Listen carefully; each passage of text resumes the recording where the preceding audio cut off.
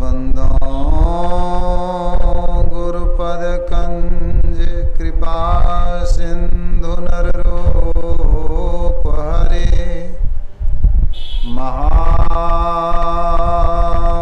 महामोहतम पुंज जासु वचन रवे करनिकर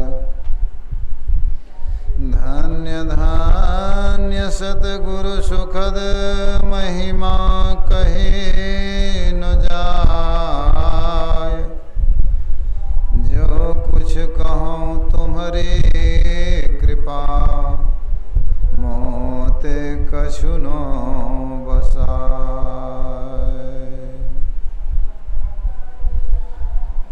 पूज्यपाद गुरुजन परम आदरणीय धर्मानुरागी सज्जन वृंद, भक्तिमती माताओं एवं धर्मशीला बहनों, हम लोग अभी यत्र तत्र से एकत्र होकर के सत्संग में बैठे हुए हैं। यह सत्संग जो हो रहा है आप लोगों को ज्ञात है,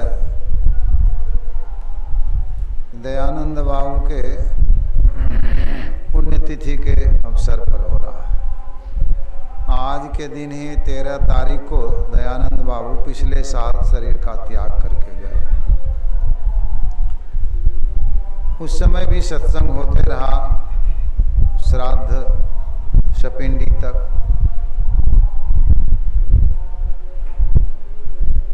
तो सत्संग भगवान श्री राम भी करते थे।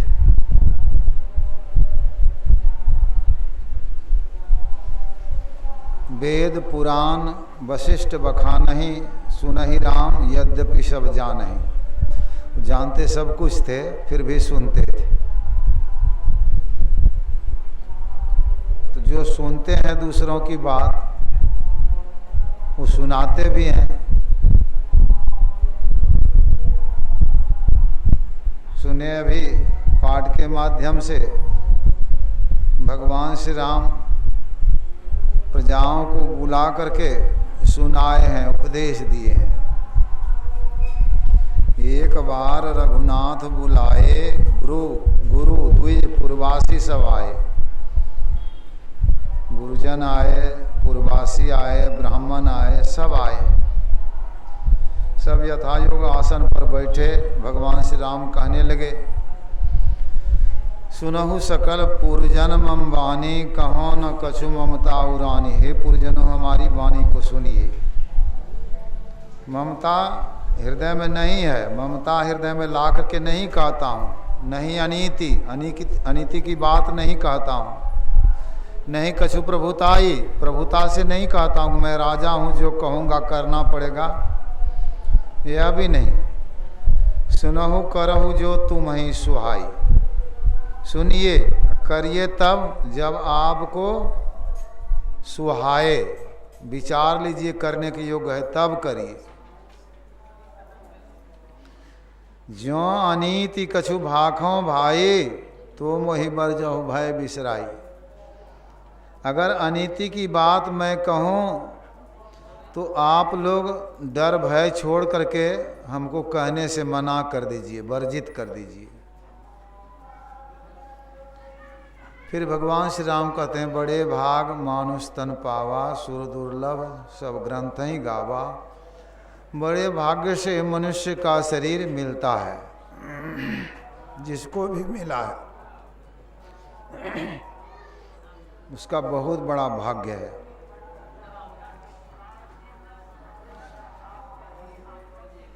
भाग्य बड़ा तो है, लेकिन अगर मन को विषयों में लगा करके रखेंगे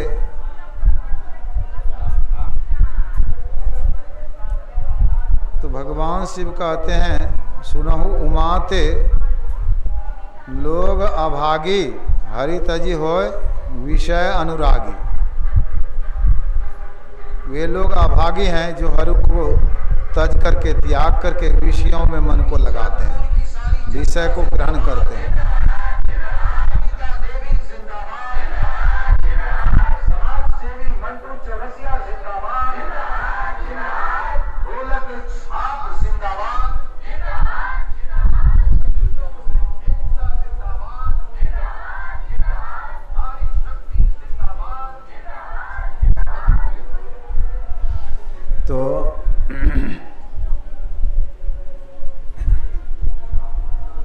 यह शरीर पाने के लिए इस शरीर को देवता भी ललायित है, देवताओं को दुर्लभ है। देवता लोग समझिए मास्टर साहब हैं। मास्टर साहब तो मास्टर साहब रहते हैं, विद्यार्थी पढ़ करके कलेक्टर, इंजीनियर, डॉक्टर बन जाते हैं। मनुष्य का जीवन विद्यार्थी का जीवन है, देवताओं का जीवन मास्टर साहब का जीवन है। मनुष्य का शरीर समझ ली लोहे का है, लोहे के समान। और देवताओं का शरीर चांदी के समान। लोहा से चांदी का कीमत विशेष होता है, लेकिन पारसमणि पत्थर मिल जाए, लोहा में सटा दीजिएगा तो लोहा हो जाएगा सोना, चांदी तो चांदी रहेगी। वह पारसमणि पत्थर संत सदगुरु का ज्ञान है।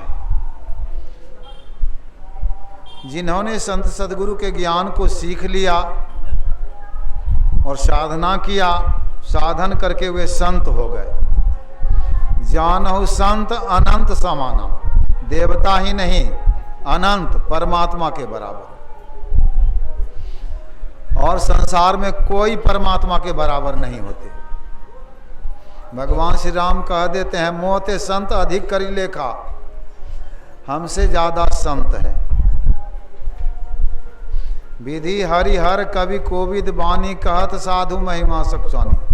ब्रह्मा विष्णु महेश कवि पंडित सरस्वती, जिनकी महिमा कहने में सकुचाते हैं, लजाते हैं, वो होते हैं संत।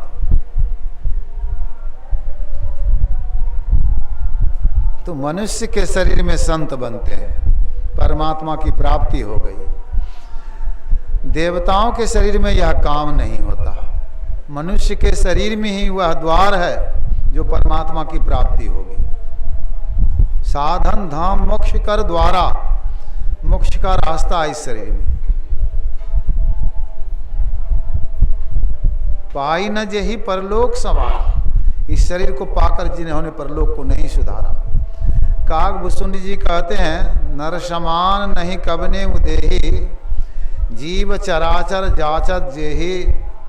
मनुष्य के शरीर के ऐसा कोई शरीर नहीं है। चर अचर के जीव, चर मतलब चलने वाला जीव, अचर नहीं चलने वाला जीव। सब जीव चाहते हैं मनुष्य का शरीर। कहा विशेषता क्या है? का नरक स्वर्ग अपवर्ग निसेनी, ज्ञान विराग भक्ति सुख देनी। नरक में जाने के लिए सीढ़ी लगी हुई है। नरक में जाने के लिए क्या सीढ़ी है? एक तो अंधेरी कोठरी, तामे दिया ना बाती हो, बहिया पकड़ी जम ले चले, कोई संग न साथी हो। अंधकार मंडल में है, नरक में जाने की सीढ़ी है। गुरु से शिक्षा दीक्षा लेकर के साधन भजन करते हैं, प्रकाश मंडल में जाते हैं, स्वर्ग में जाने की सीढ़ी है। शब्द साधन करते हैं, अपवर्ग में जाने की सीढ़ी है, मोक्ष धाम में जाने की सीढ़ी है। तीनों सीढ़ियां इस शरीर में है। अब जिस सीढ़ी पर चढ़िए,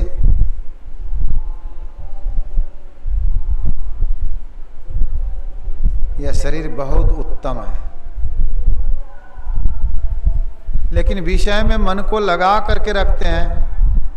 यही तन कर फल विषय न भाई, स्वर्ग हो स्वल्प अंत दुखदाई। नर्तन पाई विषय मन देही, पलटी सुधाते सठ विष लेही।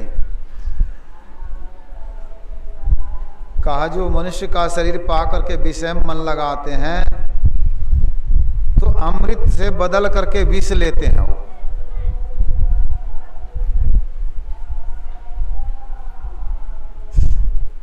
विषय को विष के समान बताया गया है। आप लोग सुने होंगे कि अमुक आदमी विष पी करके मर गया। विष को देख करके कौन मरा? या कोई बता दीजिए कि विष को देख करके मर गया।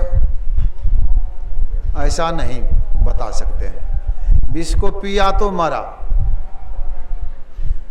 कितना जन्म में मरा, कितने जन्मों तक मरा, तो एक जन्म में। जिसने विष पिया वह मरा उस जीवन में। लेकिन विषय कैसा है, तुलसीदास जी ने कहा विषय बारी मन मीन भिन्न नहीं होत कबहु पलेग। विषय रूपी पानी में हमारा मन मछली बना हुआ है, अलग होता ही नहीं है।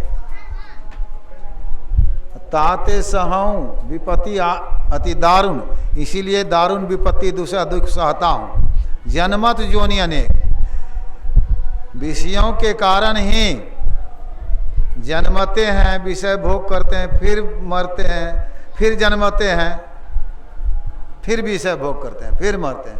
यह विषय के कारण अनेक जन्मों में मरते आ रहे हैं, विषय के कारण। विष पी करके तो एक जन्म में मरेंगे, विष को देख करके नहीं। अब विषय को देख करके नैना कारण जले पतिंगा, पतिंगा ही नहीं मनुष्य भी।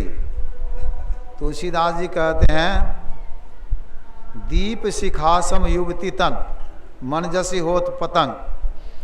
युवती युवक का तन क्या है, दीप के लौ के समान।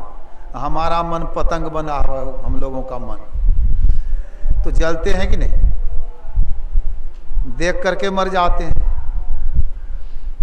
विष को तो पी करके मरते हैं। तो विषय बहुत भयंकर है। इस विषय से अपने को जिन्होंने बचा लिया वही आगे बढ़ सकते हैं। पंच विषयों का भोग करते हैं। भगवान श्री कृष्ण कहते हैं श्रोत्रम चक्षु स्पर्शनं रसनं घ्राण मेव च अधिष्ठाय मनस्याय विषयानुपसेवते। श्रोत्रम कान, शब्द विषय का ज्ञान, कान से सुनते हैं शब्द। मृगा मारा जाता है, शब्द सुन करके शब्द विषय में फंस गया, मृगा को मार देता है व्याधा। आंख से रूप देखते हैं, चक्षु, यह सब कहाँ दे दिया। आंख से जो देखे, कान से जो सुने, नाक से जो गंध लिए, चमड़े से त्वचा से जो स्पर्श किए, जिह्वा से जो स्वाद लिए।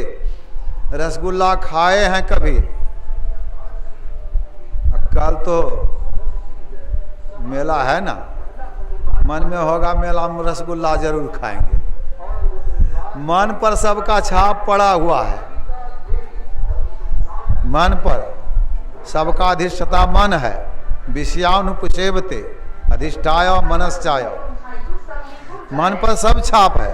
किसी रूप को कभी देखे हैं, मन कहता है देखो। किसी शब्द को सुने हैं, मन कहता है सुनो। सब छाप मन पर है। मन सबका राजा है, इंद्रियानाम मनोनाथो। तो विषयों का सेवन करते हैं, अब बार बार जन्मते हैं, मरते हैं। तो भगवान श्री राम कहते हैं विषय से अपने आप को छुड़ाइए। विषय भोग के लिए यही तनकर फल विषय न भाई, स्वर्गो स्वल्प अंत दुखदाई। स्वर्ग भी ओछा है, अंत में दुखदाई है। यह शरीर मिला है नर्तन भवबारिद कह बेरो। मनुष्य का शरीर संसार रूपी समुद्र पार करने के लिए नाव है। तो नाव तो मिल गई, सन्मुख मरुत अनुग्रह मेरो। हमारी कृपा अनुकूल वायु है, सन्मुख वायु है। नाव भी मिल गई, वायु भी सन्मुख है। परमात्मा की कृपा हुई है तब शरीर मिला है मनुष्य का। सब कुछ अनुकूल है। हम दीरा के रहने वाले हैं। सुल्तानगंज से 3 कोस पूरब तरफ कोई भी चीज लेकर के जाना रहता था सुल्तानगंज। सावन भादों में भी तो सुल्तानगंज के तरफ से पानी का बहाव हमारे गांव के तरफ, पश्चिम से पूरब। हवा रहती थी पूर्वैया। मान लीजिए पूर्वैया हवा है, नाव है गंगा नदी में, नाव है पूरब मुख से, सन्मुख हवा है, वो हवा रोक रही है नाव को, लेकिन बहाव तीव्र है पानी का, नाव बह करके पूरब चली जाती है। उसी नाव पर जब मल्लाह बैठ जाते हैं तो पहले मुख को फेर देते हैं, पूरब से मुख को पश्चिम कर दिया। अब पाल लगा देते थे, 2 घंटा लगता था, जवान थे 2 घंटा लगता था आने में पैदल, और नाव पर बैठते थे 1 घंटा पहुंच जाते थे। तीव्र धारा है फिर भी। तो यह है, परमात्मा ने जीव को बहिर्मुखी बनाया है, मतलब पूरब मुख है। जानते सब कुछ है, परमात्मा की कृपा भी है, मनुष्य का शरीर मिल गया, कृपा भी है। वो पशु है, गाय है, बकरी है, भैंस है, और जो भी है बंधी हुई है। रस्सी टूट जाए, दूसरे का खेत है, फसल है, उसमें वो जाकर के खाना शुरू कर देगी। उसको पता नहीं कि हम चोरी कर रहे हैं, पशु को पता नहीं, मारने के लिए दौड़िए तो भागेगा, उसको पता नहीं है कि हम चोरी कर रहे हैं, दूसरे की फसल है हम खा रहे हैं, यह पता नहीं है उनको। हम लोगों को पता नहीं है, बताइए, झूठ बोलते हैं, भीतर वाला रोकता है कि नहीं? कोई भीतर में चोरी करने के लिए चलते हैं, कोई भीतर में रोकता है कि नहीं? व्यभिचार, नशाओं का सेवन, हिंसा करने के लिए चलते हैं, रोकने वाला भीतर में है कि नहीं? तो यह अनुकूल हवा है, सन्मुख हवा है, लेकिन फिर भी बच नहीं पाते हैं, क्योंकि नाव जो पूरब मुख से है, बहिर्मुखी जो है। तब संत सदगुरु क्या करते हैं? करंधार सदगुरु दृढ़ नावा, मल्लाह क्या करते हैं? नाव के मुख को पहले फेरते हैं। तो क्या करते हैं संत सदगुरु? बाहर देखना जो है यह छोड़ने के लिए कहते हैं, बाहर से दृष्टि को फेरिए, बाहर से अंतर के तरफ अपनी वृत्ति को लाइए, यानी घट का पाठ गुरुदेव खोले, विषयों के तरफ से मुख को फेर करके घट का पाठ गुरुदेव खोले। कहे कबीर गुरुदेव समान संसार में ना ही कोई तौले। वो मुख को फेर देते हैं। अंदर में देखेंगे तो किसको देखेंगे? बाहर में माया को देखते हैं, चंचलता रहती है, माया में फंस जाते हैं। अंतर में जब देखेंगे तो अपने आप को देखेंगे, अपने आप को जब देखेंगे तो परमात्मा को अपने आप से देखेंगे। आप उनको ही खोज मिले जब राम स्नेही, परमात्मा को देखेंगे। कह नानक बिनु आपा चीने मिटे न भ्रम की काई। तब तक भ्रम रहेगा जब तक अपना पहचान नहीं कर लेते हैं। जो को रूह आपनी देखा सो साहब को पेखा, कहे कबीर स्वरूप हमारा साहब को दिल देखा। कबीर साहब कहते हैं अपने निज तई से साहब को मैंने देखा। तो यह साहब को देख सकते हैं अपने निज तई से। आंख से जो देखते हैं वह तो माया है, कान से सुनते हैं माया है, जिह्वा से चखते हैं माया है, नाक से गंध लेते हैं सब माया है। मन से संकल्प विकल्प करते हैं तो माया के संबंध में, बुद्धि निर्णय करती है माया के संबंध में। हम का बोध अहंकार के कारण होता है, हम हैं, और चित्त का काम है हिलाना डुलाना। सोए रहते हैं, जगते हैं तो चित्त तुरंत खबर कर देता बहुत सोए, बहुत अच्छी नींद आई। यह दो काम है, चेतन से चेतना ला करके इंद्रियों में बांटने का भी काम है चित्त का। प्राण स्पंदन, गहरी नींद में हृदय में जीव रहता है, श्वास लेते रहते हैं, प्राण स्पंदन होते रहता है। यह दो काम चित्त का है। इन 14 इंद्रियों के द्वारा माया को ग्रहण करेंगे, अपने से जो ग्रहण करेंगे वही परमात्मा है। तो मनुष्य का शरीर मिला अपना खोज करने के लिए। रास्ता कहां से है? चलते हैं, आंख में बैठक है जागृत में, स्वप्न में, कंठ में, गहरी नींद में, हृदय में। अब आंख से ही राह गई है बड़ी झीनी है साधो नयन नगर से।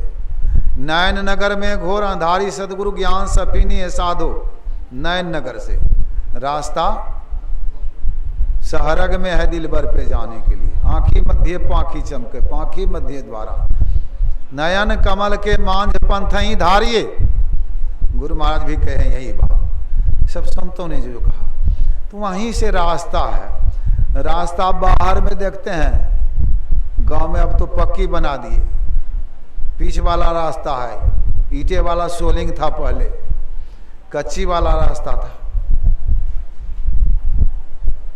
अंदर में रास्ता है, ज्योति शब्द का राह बनाया धरा जाए तिल से, लो धर जत्न करो दिल से। गुरु महाराज के है ज्योति और शब्द का रास्ता है। पानी में चलते हैं, पानी सहारा होता है, रास्ता भी पानी है। ज्योति में ज्योति रास्ता है, सहारा ज्योति है। शब्द में शब्द सहारा है, रास्ता भी शब्द है। इन रास्तों पर जो चलते हैं उनको परमात्मा मिलते हैं। मनुष्य का शरीर यही परमात्मा भजन करने के लिए मिला है। यह नहीं कि भजन खूब गा रहे हैं, कीर्तन गा रहे हैं, बस इतना ही काम करने से भक्ति नहीं हो जाती है। जिस रास्ते पर चल करके परमात्मा मिले वही परमात्मा की भक्ति कहलाती है। गुरु महाराज के प्रवचन में है। तो यह आंतरिक रास्ता है। मनुष्य का शरीर मिला, लाभ कहा मानुष तन पाए। क्या हुआ? लाभ मनुष्य का शरीर मिला, अब भक्ति नहीं की, यानी कि जग यही सम कछु भाई, अब भजिए न राम ही नर तन पाई। मनुष्य का शरीर मिला, राम का भजन नहीं किए तो संसार में इससे बढ़ करके कुछ हानि नहीं है। लाभ की कछु हरि भक्ति समाना, हरि भक्ति के समान क्या संसार में कुछ लाभ है? तो लाभ लेना चाहिए। मनुष्य का शरीर मिला बड़े भाग्य से, बड़े भाग मानुष तन पाओ। लेकिन भाग बढ़ाइए घटाइए नहीं विषयों में लगा करके। भाग कब बढ़ेगा? तो बड़े भाग पाइए सत्संगा। यह भी भगवान श्री राम की वाणी है। करी सत्संग खोज करिए, चुनिए गुरु सच्चा, बिनु सदगुरु के ज्ञान पंथ सब कच्चा ही कच्चा। जब संत सदगुरु मिल जाएं, सत्संग करके पहचान कर लीजिए। संत सदगुरु के शरण में जो जीव चला गया तो भगवान श्री राम कहते हैं, जे गुरुपद अंबुज अनुरागी, ते लोकहूं बेदहूं बरभागी। वह बरभागी हो गया। जिन्होंने अपने अंदर में गुरु मूर्ति का दर्शन कर लिया तो तुलसी साहब कहते हैं, दर्शन तिनके उर्माही करे बरभागी, तिनके तरने की नाव किनारे लागी। साधारण बात नहीं है। मानस ध्यान हो गया तो समझिए कि तरने की नाव किनारे लग गई।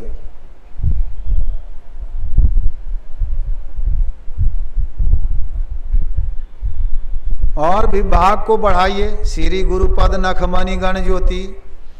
गुरु महाराज के रूप का ध्यान हो गया तो मणियों की ज्योति प्रकट होती है। दृष्टि योग करते हैं, सुमिरत दिव्य दृष्टि ही होती। दलन मोह, मोह का नाश हो गया। तमसो सुप्रकाशो, अंधकार का नाश हो गया, बहुत बड़ा प्रकाश हुआ।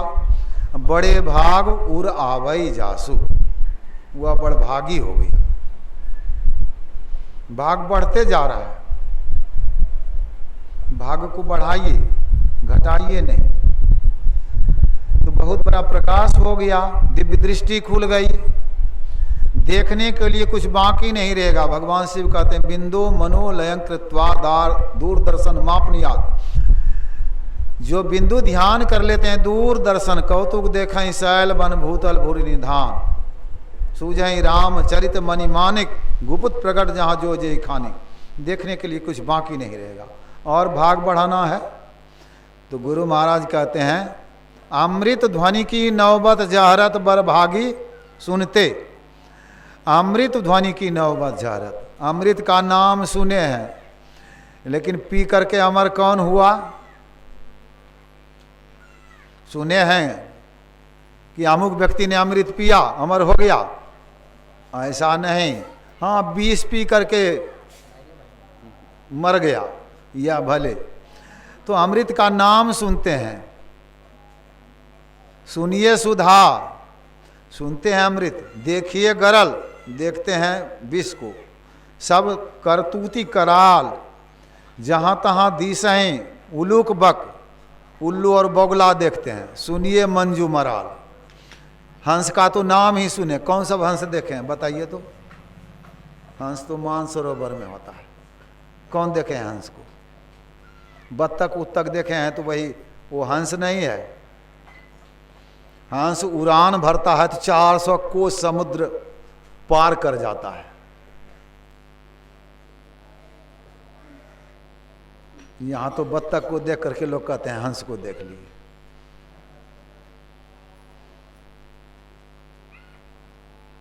तो सुनते हैं हंस का नाम, देखते हैं उल्लू बगुला, अमृत का नाम ही सुनते हैं। अमृत नी का कहे सबको, अमृत बहुत बढ़िया चीज है। पिए बिना अमर नहीं होए, पिए बिना तो अमर होते नहीं। कोई कहे अमृत बसे पताल, किसी ने कहा अमृत पसाल में बसता है, नहीं। अंत नरक क्यों ग्रसे काल, वहां अंत में नरक में काल ग्रसित करता है। कहा वहां अमृत कहाँ, अमृत तो समुद्र में है। कोई कहे अमृत समुद्र माही। दरिया साहब कहते हैं बरुआग्नि शोक है क्यों ताही, बरुआग्नि शोषण करते रहती है। बहुत सी नदियां जाती है, बहुत सा पानी जाता है, लेकिन बरुआग्नि शोषण करते रहती है। कहा वहां से अमृत निकाल लिया गया, देवताओं और दैत्यों ने मत करके निकाल लिया। चंद्रमा ने अमृत पिया। कोई कहे अमृत शशि में बास। दरिया साहब ने कहा घटे बढ़े के होवे नाश, बढ़ते बढ़ते पूर्णिमा, घटते घटते अमावस्या। अमावस्या के दिन चंद्रमा मर गया। कहीं मरता भी अमृत पीने वाला। का चंद्रमा तो पीने के लिए बाकी रह गया, तब तक राहु जो बैठ गया बीच में। देवताओं ने अमृत पिया, वो स्वर्ग में रहते हैं। कोई कहे अमृत स्वर्गा माही, देव पिए क्यों खिरखिर जाही। देवताओं ने पिया तो छीने पुण्य मृत्यु लोकम विसंति, पुण्य छीन सोई देव स्वर्ग से नरक में आवे। मृत्यु लोक में नरक में क्यों आना पड़ता है? यह दुर्दशा होती है अमृत पीने वाले की। सब अमृत बातों की बात, अमृत है संतन के पास। दरिया अमृत नाम अनंत, जाको पी पी अमर भय सब संत। वह अमृत तो संतों के पास में है। संतों ने अमृत को पिया और अमर हो गए। तो उस अमृत को पीना है जो संतों ने पिया। गगन मंडल में औंधा कुआं, तहां अमृत का बासा। सगुरा होए सो भर भर पिया, निगुरा जाए पियासा। गगन मंडल में औंधा कुआं है, उल्टा कुआं है। उल्टा कुआं आकाश में है। कुआं का मुख होता है ऊपर, ऊपर से जाते हैं नीचे ना। लेकिन यह मस्तिष्क जो है यह कुआं है, अछोर विद्या का भंडार, अनंत पुस्तकालय है यह मस्तिष्क। इसमें प्रवेश करने के लिए नीचे से है, आंख से राह गई है बड़ी जीने साधु। नयन नगर से। तो यही उल्टा कुआं है। जो गुरु कर लेते हैं, गुरु ने युक्ति बता दी जिनको, वो तो पीते हैं अमृत को, और निगुरा प्यासे रह जाते हैं। उल्टा कुआं गगन में तिसमें जरय चिराग, तिसमें जरय चिराग बिन रोगन बिन बाती, अच्छा हरिश 12 मास रहे जरते दिन राती। 6 ऋतु 12 मास, नहीं कछु चाहिए दिया घृत बाती, मोह दरिद्र निकट नहीं आवा, लोभ बात नहीं ताही बुझावा। रामचरितमानस में भी है। परम प्रकाश रूप दिन राती, तो जलते रहता है। निक्षय एक आवाज चिराग की ज्योति माही, ज्ञान समाधि सुने और कोई सुनता नहीं, पलटू जो कोई सुने ताके पूरे भाग। उल्टा कुआं गगन में तिसमें जरे चिराग। तो जो अंदर में चलेंगे वो अमृत को पिएंगे, बाहर में नहीं। अधर धार अमृत बही आवय, सतमत द्वार अमर रस भीजय, पी पी होय सुरत मतवाली, चढ़ी चढ़ी उमगी अमीर रस रीझय।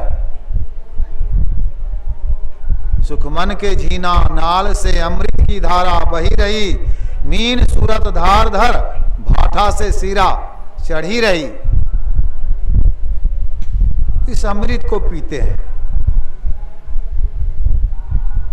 जो अंदर में चलेंगे वो अमृत को पिएंगे, बाहर में चलेंगे अमृत नहीं पी सकेंगे। यह संतों का बताया हुआ मार्ग है। कद्रु विनीता 2 सौतीन थी कश्यप जी की पत्नी। कद्रु ने कहा सूरज के घोड़े का पूछ काला है, विनीता ने कहा उजला है। कहा अगर उजला होगा मैं तुम्हारी दासी बन जाऊंगी। उन्होंने कहा अगर काला होगा मैं तुम्हारी दासी बन जाऊंगी। अपने अपने घर में गई। कद्रु का पुत्र सर्प, विनीता का पुत्र गरुड़।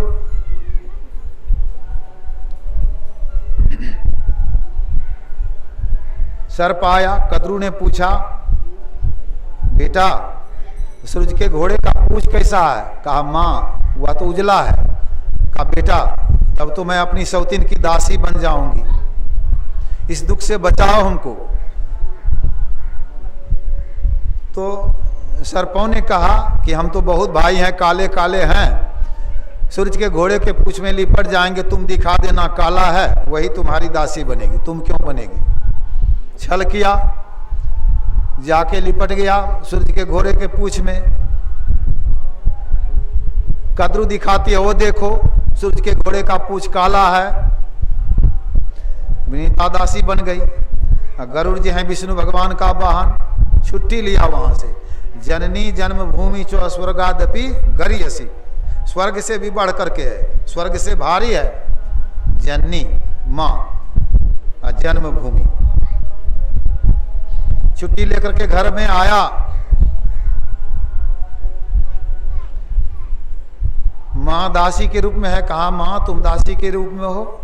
कहा हाँ बेटा मैं शर्त में हार गई हूं, सेवा करना पड़ता है हमको। कहा आज मैं सेवा में जाता हूं। तो चले गए गरुड़ जी सेवा में। सेवा किया बहुत ढंग से। कद्रु प्रसन्न हो गई। वरदान मांगो बेटा। कहा हमारी मां को दासी के पद से मुक्त कर दो। कहा तुम तो विष्णु भगवान का वाहन हो, विष्णु भगवान के पास में अमृत कलश है, अमृत कलश ला करके हमको दे दो। गरुड़ ने प्रतिज्ञा किया, शपथ खाया कि मैं अब भी देता हूं ला करके। गरुड़ आए थे वहां से भूखे, यहां मां के पास भी भोजन नहीं मिला, कद्रु के पास भोजन नहीं, सेवा में चले गए और लौटे।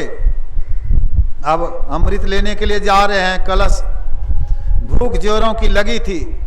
40 कोस का एक कछुआ मिला, गरुड़ ने खा लिया। इंद्रिय निग्रह, कछुआवत हो जाना। आंख से, कान से, नाक से, जिह्वा से, त्वचा से, सब से चेतन धार को समेट लेना आज्ञा चक्र में, कछुआ की तरह रहना। जोगी कछुआ की तरह रहते हैं। लेकिन मन, यह मन तो है हस्ती मस्ती, सबसे बड़ा मन है। गरुड़ का पेट भरा नहीं, 60 कोस का एक हाथी मिला, उसको भी गरुड़ ने खा लिया। मतलब मन को भी मार लीजिए, मन को भी बस संत सुखी मन जीती हो। गरुड़ वहां पहुंचे, अमृत कलश तो था, लेकिन पहरा में चक्र सुदर्शन था। चक्र सुदर्शन से लड़ने का अर्थ होता है मौत, मृत्यु, और कुछ नहीं। गरुड़ के कर्तव्य विमूढ़ हो गए, वहां जाकर के विचाराधीन हो गए। नारद बाबा आ गए। नारद बाबा ने कहा, गरुड़ किस चिंता में हो? कहा, हमारी माँ दासी बनी है, ऐसे ऐसे मैं माता कद्रू से शर्त किया हूं, अमृत कलश ला करके जाना है, देना है उनको, लेकिन पहरा में चक्र सुदर्शन है। कहा, गरुड़ तुम्हारा शरीर बहुत विशाल है, मैं सूक्ष्म होने के लिए बतलाता हूं, सूक्ष्म शरीर को बनाओ। इस छिद्र में, बीच में छिद्र है चक्र सुदर्शन में, इसमें प्रवेश करो, अमृत कलश लेकर के भाग जाओ। गरुड़ ने सूक्ष्म शरीर बनाया, छिद्र में प्रवेश किया, अमृत कलश लेकर के भाग गया। विष्णु कद्रू को दे दिया, विष्णु भगवान का आसन हिला, जाकर के अमृत कलश उठा लिया। यह तो कथा है, लेकिन यह छेद का भेद नारद बाबा बतलाते हैं। भेद यह पाना किसी ग्रंथ से है असंभव, समझ लो किसी संत से। 84 लाख योनियों में तब तक भटकेंगे जब तक उस छेद का भेद नहीं जानेंगे, जब तक अपने को सूक्ष्म नहीं बनाएंगे। शरीर इंद्रियों के साथ में हैं, मोटे बने हुए हैं, लेकिन हैं कौन? जिसमें लंबाई चौड़ाई मोटाई नहीं है, उसे बिंदु कहते हैं। स्थान है, परिमाण नहीं है। बाल के नोक से बनाएंगे तो परिमाण हो गया, चौड़ाई हो गई। बिंदु बना नहीं सकते बाहर में, दृष्टि की धार जुटेगी, वहां बिंदु का उदय होगा। 2 रेखा है, वहीं बिंदु का उदय होगा। 2 रेखा एक बिंदु पर मिलती है। रेखा बाहर में बना नहीं सकते, चौड़ाई मोटाई रेखा में नहीं है, लंबाई सिर्फ है। तो बिंदु मध्य च जीव आत्मा, अपने स्वरूप का ज्ञान करिए कि बिंदु के बीच में हम हैं। तो कितना सूक्ष्म है। बिंदु के बीच में अगर आ गए तो 84 लाख योनियों में भटकने से, चक्र सुदर्शन के फेरा से बच जाएंगे, नहीं तो 84 लाख। श्री सद्गुरु महाराज की।